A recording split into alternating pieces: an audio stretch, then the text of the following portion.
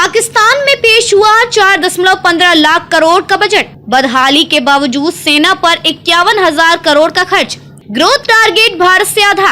आर्थिक तंगी और राजनीतिक उठापटक से जूझ रहे पाकिस्तान में शुक्रवार को शाहबाज सरकार ने 50.45 बिलियन डॉलर का बजट पेश किया। ये बजट पाकिस्तानी रुपए में 14.46 लाख करोड़ और भारतीय रुपए में 4.15 लाख करोड़ का था। पाकिस्तानी मीडिया आउटलेट डॉन के मुताबिक ये पिछले साल की तुलना में 51% ज्यादा है।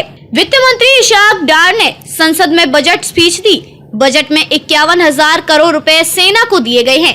बजट में पाकिस्तान का ग्रोथ टारगेट 3.5% रखा गया है, जो भारत के ग्रोथ टारगेट 6.5% से आधा है। कोई नया टैक्स नहीं, कर्मचारियों की सैलरी बढ़ेगी। बजट स्पीच के दौरान वित्त मंत्री इशाक डार ने कहा कि बजट में कोई नया टैक्स नहीं लगाया गया है। उन्होंने कहा कि ये कोई चुनावी बजट नहीं है, बल्कि असली इकोनॉमी पर फोकस करता है। बजट में एग्री लोन के लिए 64,000 करोड़ रुपए दिए गए हैं।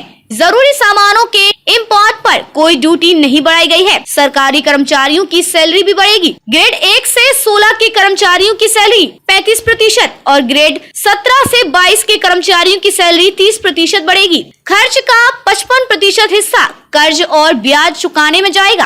पाकिस्तानी सरकार ने वित्त वर्ष 2024 के लिए कुल एक्सपेंडिचर 13.32 लाख करोड़ रुपए रखा है। इसका 55% हिस्सा कर्ज और उसकी ब्याज चुकाने में खर्च होगा, यानी करीब 7.3 लाख करोड़ रुपए कर्ज चुकाने में ही चले जाएंगे। सरकार ने अगले साल महंगाई दर 21% से कम रखने का टारगेट रखा है।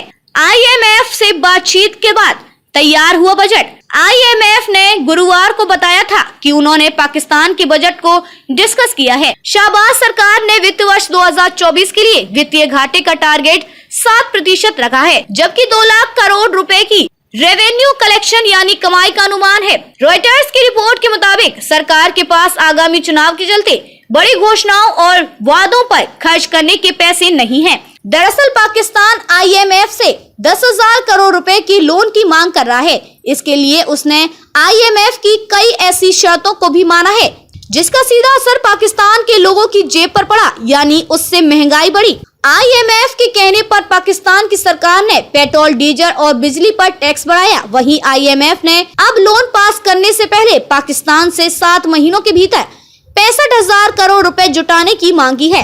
द टेलीग्राफ के मुताबिक इससे पाकिस्तान को IMF से लोन मिलने की संभावना और कम होती दिख रही है।